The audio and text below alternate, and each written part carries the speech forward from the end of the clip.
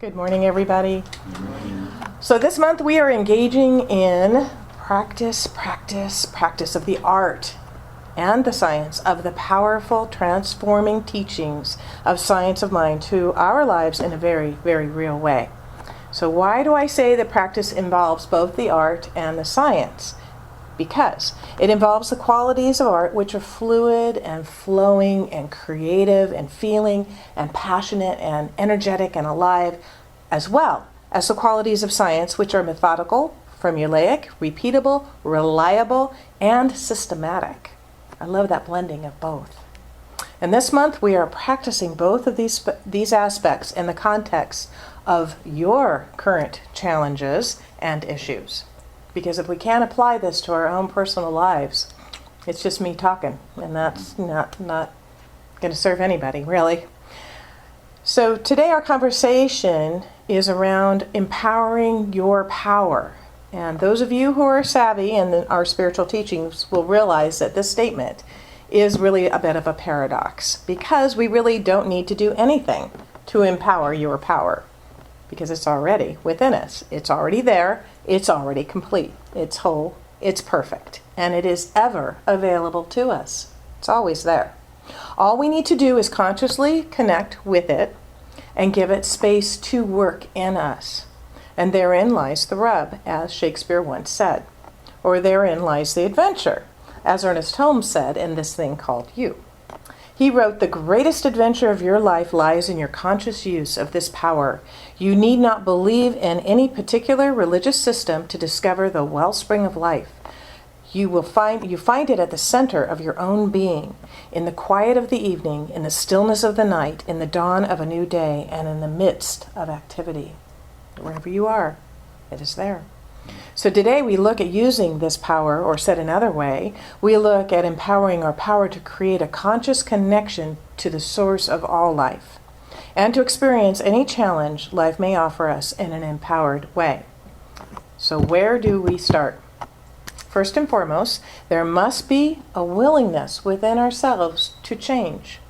We must be able to look at the way we are approaching life, the way we are handling a current situation or challenge, the things we think and say, the way we behave, and without judgment or criticism, but with honesty and a willingness to be more fully aligned with the God of our being and with the good that God has in store for us, be willing to assess whether those things are working. Or as Dr. Phil often says, how's that working for you? Right? If it isn't working, are we willing to change? Are we willing to do something? C.S. Lewis once wrote, "It may be hard for an egg to turn into a bird, but it would be a jolly sight harder for it to learn to fly while remaining in an egg." We are like eggs at present, and we cannot go on indefinitely being just ordinary, decent eggs. We must be hatched or go bad. So change is really all about hatching, isn't it? And if we don't hatch, we'll go bad. What a concept. And as you all know, I love Edwene Gaines. Who knows Edwene Gaines? Who's read anything of Edwene Gaines? Okay, see me, I'll give you one of her books. She's awesome. Her work, she is such an inspiring, she's a Unity minister, I think in Alabama. She's just a great teacher. And one aspect of her goal-setting process is particularly appropriate for us this morning. She suggests that we identify our goals. Okay, we identify our goals. What is it we want? And we daily pray not for the goals to come about, but for the change within us to allow them to manifest. Get our bloated nothingness out of the way so that however we're standing in the way of reaching our goals, we dissolve that, we remove that so that they can come to us. So here's an important question. What did you come in here with this morning that you are willing or want to change? Perhaps that change means to leave something behind. Perhaps it means to have a new thought about your current situation. How novel would that be, right? To have a new thought about your situation. What did you come in here with this morning that you are willing to change it, just like you might hatch into something quite spectacular? So I'm going to throw out a couple of possible thoughts just to kind of prime the pump here. A belief that you are separate from God or the universe. A belief that God is judging you, punishing you, that his challenge is God's will or the universe's will, that this whatever's happening is happening. A belief that God will show up for everyone but you. That there is power available to everybody except for you.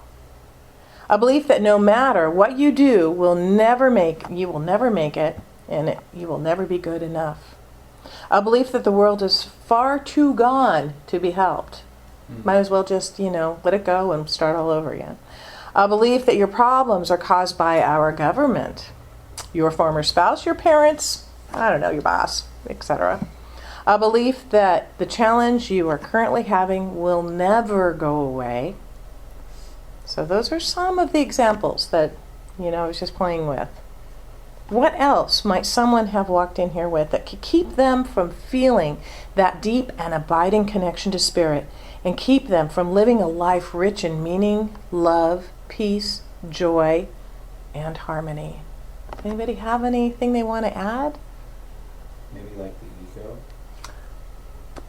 That The ego can prevent you from... right. So belief that the ego is, who you are. Mm-hmm. Okay. So be willing to change that, maybe recognize it and let it go a little bit. Okay. Yeah, the word that came to me was time. It's like I always feel like I'm somehow juggling time between responsibilities, friends, myself, trying to balance it out. So you might have a new belief that you have all the time you need to do whatever you need to do. You can relax, knowing that time is man-made, right? Sure. So in the mind of God, there is no time. All that needs to happen happens with ease and grace, right? Okay. Anybody else have anything they'd like to throw out there? Oh. Okay. Well, I think we have a lot to think about. These are some good things to think about. So I invite you to think for a moment and ask yourself, what did I walk in here with that if I changed it, my feeling of conscious union with the absolute essence of love would be strengthened? I would be able to create anew for myself because I would be aligned more cleanly with Spirit. I would have empowered the power within me. So what is it for you today? You don't have to answer aloud. But if you have identified something, are you willing to make a commitment of the heart? If you are willing to do this, and you may not have something specific, but you can say this, I commit to making a change. So let's say that together. I commit to making a change. One more time. I commit to making a change. In this thing called you, Holmes says everything you have ever thought, said, done, seen, learned, or experienced has left an imprint upon your subconscious mind. This subconscious also contains memory, images of your family life, your ancestral background, and the sum total of what the whole world has thought or believed. Wow, that's a lot of information in there, isn't it? These memories are not dead things, quite the reverse. They are always active. But there is more to it than this. Just as you are being acted upon by your own memories, the mind of history, and your environment, you are also being acted upon by the mind of God, which is within and around you. Between this divine presence, this upper part of your being, and your outward experience, there is a field of subconscious reactions which have been gathered up throughout the ages. But you are a creator and not a creature. Today, you may be suffering from the effects of the consciousness of the ages and your own beliefs, but today you can begin to change them. And that's what this commitment is all about. So let's do that one more time. I commit to making a change. I commit to making a change. All right. So, and that change can be as simple as saying, I disentangle from all thoughts that are not of my own origin and accept my own power back. Wherever I've released it, I bring it back. That's pretty powerful stuff. Okay, so now that we've created an opening by being willing to shift, change, and release, it's important to immediately refill the space with truth. So Repeat after me. I know that I am one with God. I know that I am one with God. I know that God in me is perfect. I know that God in me is perfect. I know that my real nature is spiritual. I know that my real nature is spiritual. I know that I exist in boundless good, I know that I exist in boundless good, in a heavenly state, in a heavenly state, and in perfect being. in perfect being. I know that my mind is being acted upon I know that my mind is being acted upon by pure spirit. by pure spirit. Divine intelligence guides me into peace, happiness, and success. Divine intelligence guides me into peace, happiness, and success, into joy, love, and perfect life. And to joy and love and perfect life. And these are all from this thing called you. It is having the consciousness that God is in and through everything that gives you the feeling of connection and that empowers your power. It is by knowing that Spirit is right where you are that it is the very essence of your being. Knowing that at its the center as well as the circumference of your life. Words from the Science of Mind are at the crux of our work this morning. I must set myself right with the universe. I must find the way back to the central fire if I am to be warmed. I must find the source if I am to be supplied. I must be like God if I wish to realize God's Spirit in my life. I must be like God if I wish to realize God's Spirit in my life. That's a pretty bold statement, isn't it? And that's a whole nother sermon for another day. Today we're going to focus on what do we need. What do we need? We need the faith of God, not the faith in God. We need the faith of God.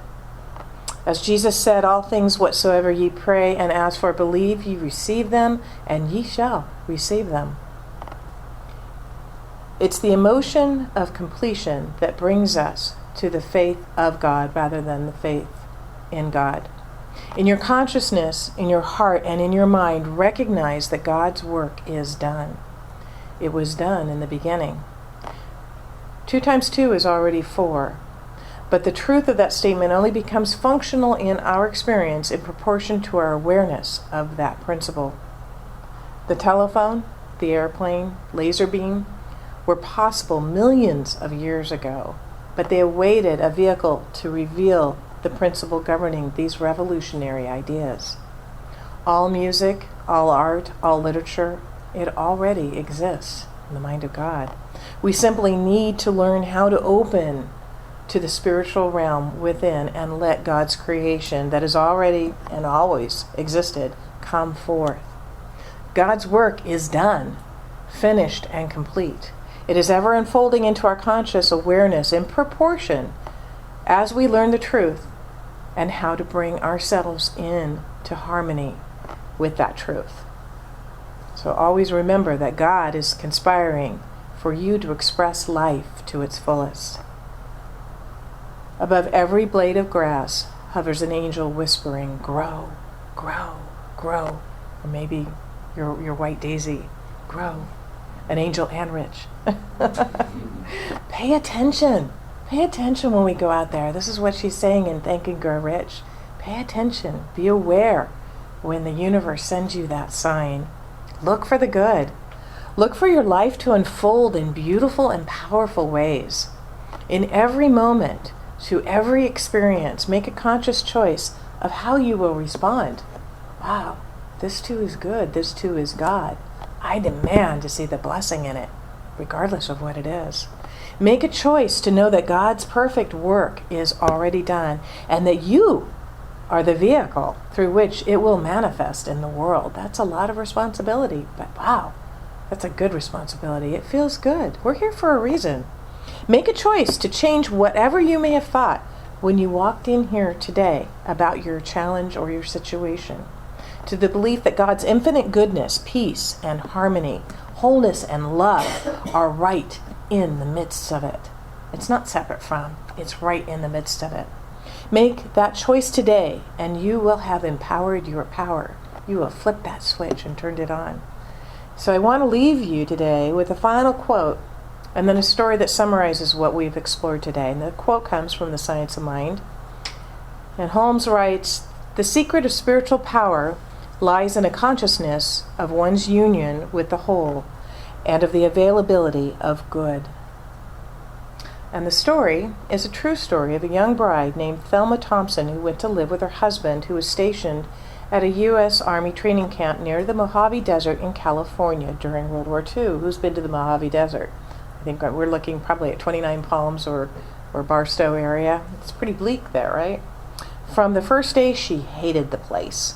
She hated the dust, the loneliness, the tiny shack in which they had to live, and the unbearable heat. 125 degrees in the shade of a cactus and the relentless wind. We had sand blowing. Oh my gosh. Ooh. There was no one to talk to but the native people, and they couldn't speak English. She was quite sure that she was in a living hell, and it wasn't about to change.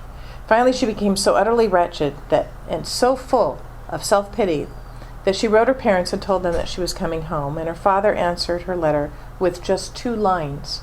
2 lines which Thelma says will always sing in her memory, which she says completely altered her life.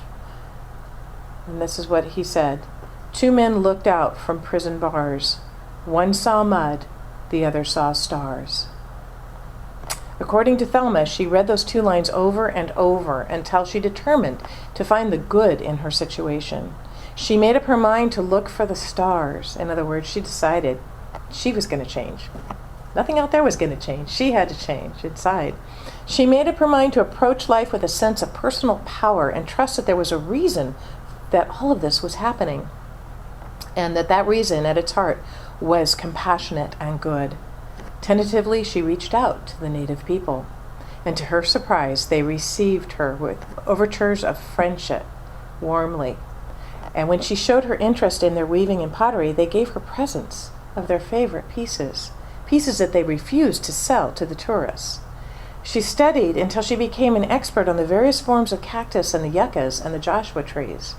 She learned about the prairie dogs, watched for the desert sunsets, and hunted for seashells that had been left there when the sands of the desert had been an ocean floor.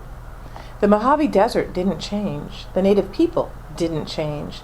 And the wind still blew incessantly. The temperatures continued to reach 125 degrees, and the tiny shack in which she lived with her husband was still claustrophobic.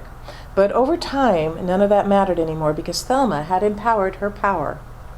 And by doing that, she transformed a wretched experience into what she later described as the most exciting adventure of her life.